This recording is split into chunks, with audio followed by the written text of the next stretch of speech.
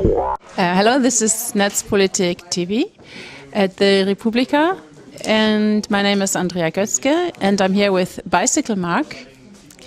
And can you briefly introduce yourself and the project that you are presenting here at Republika? All right. Well, indeed, my name is, I'm known as Bicyclemark on the internet.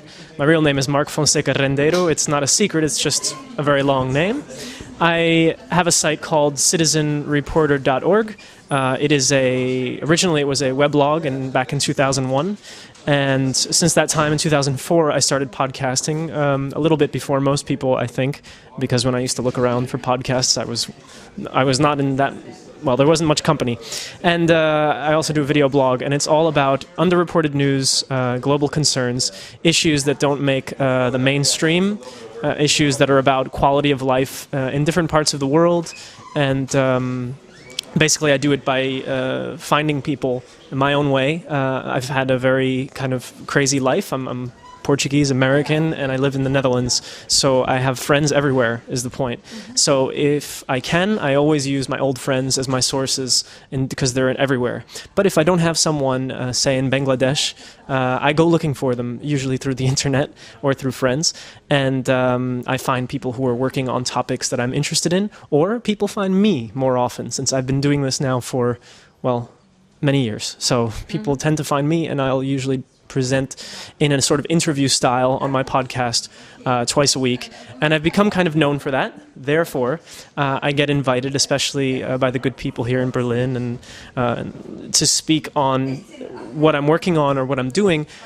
At Republika this year, I'm doing a talk about the audience, so it's a little bit different. Instead of talking about a topic that I'm researching, I'm talking about what's happening with audiences and citizen journalism, what we call citizen journalism, because whereas a lot of people at these conferences we're on the internet, right? So I can say, we'll bullshit you and say that everything is great and that it's the great new frontier where citizens are plugged in and they're more aware of everything going on. Statistics, surveys, everywhere you look, there's a lot of evidence that in fact it's not true. That there is a lot of things that aren't happening that we were promised with the internet and with citizen journalism.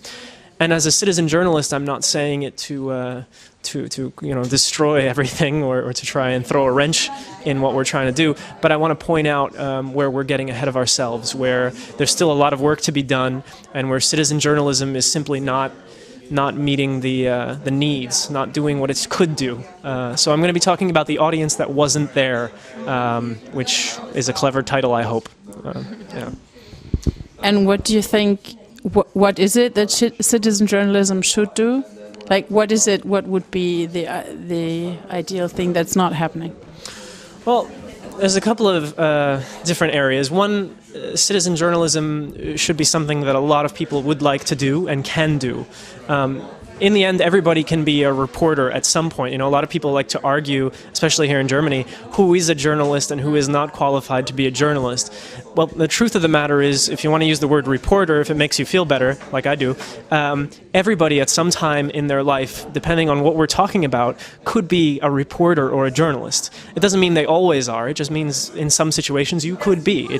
Journalism is a strange sort of profession because you don't have to go to school to be a good journalist or to get a certification as a journalist. You could find other ways to become one. It's one of the few jobs that you don't really need anything except maybe a clever brain, and that's always useful. So we could use more people willing to do citizen journalism, and part of having more people willing to do citizen journalism would mean having some kind of a system where people could survive. I don't know if it has to be full-time, but I'm very interested in the sort of, you just had a discussion with Brian from Alive in Baghdad, and I know that funding is a major concern for them. Now here's a fantastically important project where human lives are hanging in the balance. I mean, if there's no reporting done about what's going on, then nothing will change.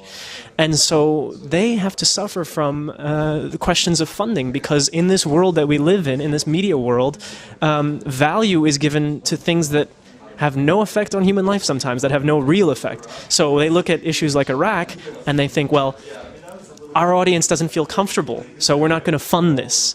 And this is a big problem in citizen journalism. I mean, I don't have a lot of support when it comes to money because I talk about topics that'll make you not happy.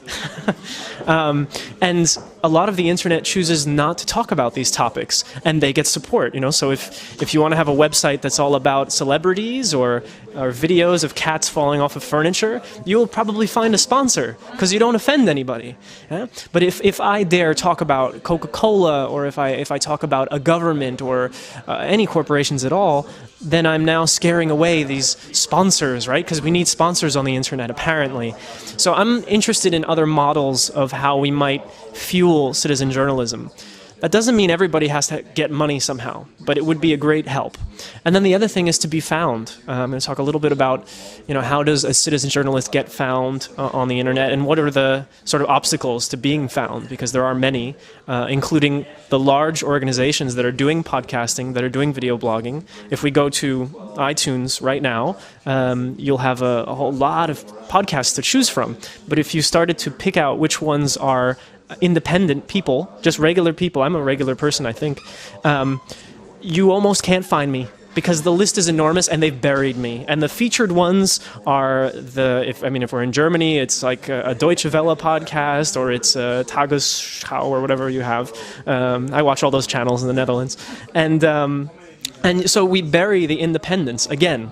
And the only time where it felt like there was hope was before iTunes adopted podcasts, actually, because there was a time, 2004, 2005, where we were all it was like a brave new world, and we would just find each other maybe, and people were just exploring. There was no central place. And if there was, it was more informal get-together sites where you would find the podcast. And I almost think there was more hope then. Now we're buried under the sort of big names. Not everybody. Some people have managed to rise above. Again, a reference to Alive in Baghdad has found a pretty good audience compared to most programs. And that is, one, because they've done a very good job. Also, perhaps because it's a topic that Iraq can still get a lot of attention if you get a good day where people want to pay attention. Yeah, there's still hope. Citizen journalism still has a long way to go when it comes to producing, when it comes to who is doing it, more choices, and ways that independent people can really continue, can sustain, it has to be sustainable. And do you have ideas, like what one could do to improve the situation for citizen journalists? Well, one side is education. Perhaps the biggest shame my mother would say about me being such a full-time sort of podcaster is that I'm not teaching. And I could teach journalism, I could teach media. In the United States, where I grew up, and in Portugal, where I also spent a lot of my childhood, media education doesn't really exist. People think that you just go out in the world and you'll just understand how television works and you'll understand what television does to you. We need a media education to help understand where is our news coming from. So if we're watching television news, to understand what's going on behind the scenes, that somebody writes this, who writes this, who owns this station, would a company that sponsors be able to tell them not to report on something? We have to ask these questions so that we can get better information. But we don't ask these questions. Germany might be slightly better off in some cases. One thing I would look for is some kind of a cultural fund. Now, I don't know if that should come from the government, but I'm curious because advertising is not going to do it. We cannot rely on advertisers to sponsor good news programs. Advertisers will always sponsor good news. But I'm still curious if there's a third way, and that's kind of why I try not to go to too many conferences, because we spend way too much time at conferences and not enough time doing real journalism, helping people who need help. But I'm curious if someone at one of these gatherings has a better plan. Because I don't really have it. I have the pieces, but that fundamental question of where would money come from, I don't have a solid answer.